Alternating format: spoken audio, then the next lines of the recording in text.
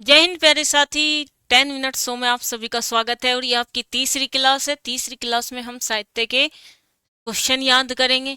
देखो, जितना याद करोगे उतना ही आपके याद रहेगा। अभी से याद करोगे तो एग्जाम के टाइम तक याद रहेगा, नहीं तो साहित्य आप पर बहुत ज्यादा दबाव बनाएगा।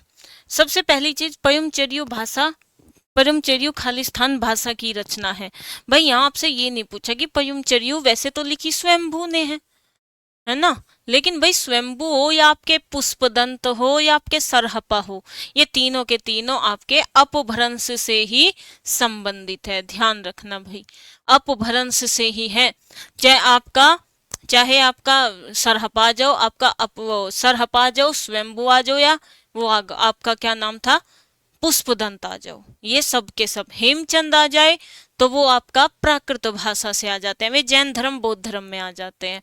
जैसे छंदानुशासन, ये आपकी हिस्ट्री की भी है। ठीक है, छंदानुशासन किसकी है, तो भाई ये है हेमचंद की। किसकी? हेमचंद। हेमचंद कौन था जी? ये आपके वो जैन धर्म बौद्ध धर्म से संबंधित थे। हेमचंद को क्या कहा जाता है? देखो, सीधा सीधा आपके इतिहास में भी पूछा जा सकता है और हिंदी में भी, कि प्राकृत का पाणिनि किसको कहा जाता है? तो भाई प्राकृत का पाणिनि हेमचंद को कहा जाता है। संदेश रासक, संदेश रासक किसकी रचना है? तो ये है हमारे अब्दुल रहमान की। अब्दुल रहमान की। ठीक है जी, अब्दुल रहमान की है संदेश रासक। प्राकृत का पाणिनि, लो भाई आ गया ना, वही आ गया ना। प्राकृत का पाणिनि हेमचंद को कहा जाता है। किसको? हेमचंद्र को कहा जाता है। और इनकी रचना कौन सी है? छंदानुशासन। छंदानुशासन है इनकी रचना। 84 सिद्ध, भाई 84 सिद्ध थे, हमें भी पता है। 84 थे, जिसमें हमारा प्रथम सिद्ध कौन थे? सरहपा थे जी, सरहपा। सरहपा कौन है? हिंदी का प्रथम कवि है, सहजयान व्रजयान के प्रवर्तक है। सरहपा का याद। सरहपा के शिष्य कौन है? सबरपा, लुईपा। सबरपा के शिष्य कौन है? लुईपा। ठीक है, तो ये क्वेश्चन याद रखेंगे। सरहपा की रचना का नाम क्या है? दोहा कोश, पढ़ा चुकी हूं मैं आपको। खड़ी बोली हिंदी के पहले कवि है, तो भाई खड़ी बोली की जो शुरुआत करी थी वो कवियों के राजकुमार कौन? अमीर खुसरो ने की थी। अमीर खुसरो। अबुल हसन निजामुद्दीन औलिया इनके गुरु का नाम है। तबला वादक, सितार वादक आविष्कार। ठीक है। आचार्य रामचंद्र शुक्ल ने हिंदी साहित्य का प्रथम महाकाव्य, देखो आचार्य रामचंद्र शुक्ल के अनुसार अगर हिंदी का प्रथम महाकाव्य, महाकवि किसके अनुसार बता रही हूं मैं? महाकवि और महाकाव्य मैं किसके अनुसार बता रही हूं? रामचंद्र शुक्ल के अनुसार। तो महाकवि कौन है? चंद बरदाई है।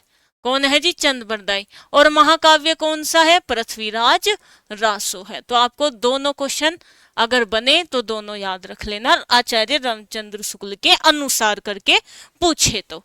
विद्यापति द्वारा रचित अवट्ट में ग्रंथ है, देखो पिछली 10 मिनट शो में आया था यही क्वेश्चन कि कीर्ति लता खालिस्तान भाषा में है।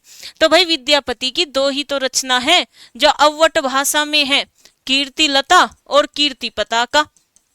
ऑप्शन में अगर तुमको अवट ना मिले तो अपभ्रंश लगाया यो, क्योंकि अपभ्रंश का ही बिगड़ा हुआ रूप क्या है? अवट है। ठीक, और ध्यान रखेंगे आपके यूपीएसआई में भर भर के क्वेश्चन आए हैं कि तू सूरदास ने कितने लिखे, तुलसीदास ने 12 ग्रंथ लिखे, उसने 16 ग्रंथ लिखे, तो विद्यापति ने टोटल कितने ग्रंथ लिखे? तो भाई 16 ग्रंथ लिखे। कितने? 16। पृथ्वीराज रासो रचना है, तो बता दी भाई पृथ्वीराज रासो किसकी रचना है? चंद्रबरदाई की है। अमीर खुसरो का वास्तविक नाम है भाई अबुल हसन, और इनके गुरु का नाम है निजामुद्दीन औलिया। पहेली और मुकरिया के लिए प्रसिद्ध है, खड़ी बोली के लिए प्रसिद्ध है, तबला वादक और सितार वादक के लिए ये प्रसिद्ध है। ठीक है, 13वीं शताब्दी अमीर खुसरो का समय है, तो बेटा ये 13वीं शताब्दी 1300 आपने अगर याद रखा होगा तो 1050 से 1375 तक आपका आदिकाल आता है। कितना आता है? 1050 से 1375 तक आपका क्या है? आदिकाल। आदिकाल मतलब जहां वीरों की बात हुई है, आदिकाल। और ये कवि कहीं के हैं? आदिकाल के हैं। तो ये 13वीं शताब्दी अंत में, आदिकाल के अंत अंत में आते हैं ये। खालिस्तान मैथिली के सुप्रसिद्ध कवि है, तो भाई वे है हमारे विद्यापति जी। मैथिली भाषा कौन सी थी इनकी वो रचना? पदावली।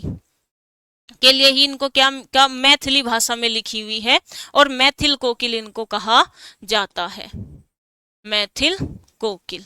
चलो भाई नेक्स्ट, विद्यापति की पदावली किस भाषा में है? तो भाई देख लो, विद्यापति की किस भाषा में है? तो मैथिली भाषा में है, जब ही तो इनको मैथिल कोकिल कहा है। किसने कहा है? किसने कहा है? तो रामचंद्र शुक्ल ने कहा है। पृथ्वीराज रासो कवि की रचना है, तो भाई ये चंद्रबरदाई की है। हिंदी भाषा का प्रथम प्रमाणिक ग्रंथ है, तो वो हमारा पृथ्वीराज रासो ही है। याद रखना भाई, प्रथम प्रमाणिक ग्रंथ जो है वो हमारा पृथ्वीराज रासो ही है। याद रखना, चंद्रबरदाई ने लिखा है। जयचंद प्रकाश नामक, ठीक है भाई, जयचंद प्रकाश नामक, तो भाई जयचंद प्रकाश नामक महाकाव्य के लेखक है। ध्यान रखना, या तो ऑप्शन में भट्ट, ये आगे पीछे कर देता है, केदार भट्ट लिख देता है या भट्ट केदार लिख देता है। आदिकाल को चारण काल की संज्ञा किसने दी? तो बेटा आदिकाल को चारण काल कहा जॉर्ज गियर्सन ने। किसने? जॉर्ज गियर्सन ने। बीजोपन काल महावीर प्रसाद द्विवेदी ने, और वीर गाथा काल कहा है रामचंद्र शुक्ल ने। आदिकाल को वीर गाथा काल किसने कहा है? रामचंद्र शुक्ल ने। तो भाई ये आपके क्वेश्चन थे 10 मिनट्स शो के। तो भाई सभी प्यारे बच्चों को पीडीएफ कहाँ मिलेगा? पीडीएफ आप सभी को मिलेगा Hindi by Swati ma'am Telegram group पर। आपका कोई भी डाउट हो भाई, कोई भी डाउट हो, आप मुझे इंस्टाग्राम पर मैसेज कर सकते हो, Hindi by Swati ma'am. Hindi by Swati ma'am Telegram group है, Hindi by Swati ma'am Instagram पर है, और हिंदी बाय स्वाति मैम आपका यूट्यूब चैनल भी है। तो सभी प्यारे बच्चे Hindi by Swati ma'am search करेंगे, आपको यूट्यूब चैनल मिल जाएगा। ये क्लास आपको कैसी लगी कमेंट करके जरूर बताएंगे।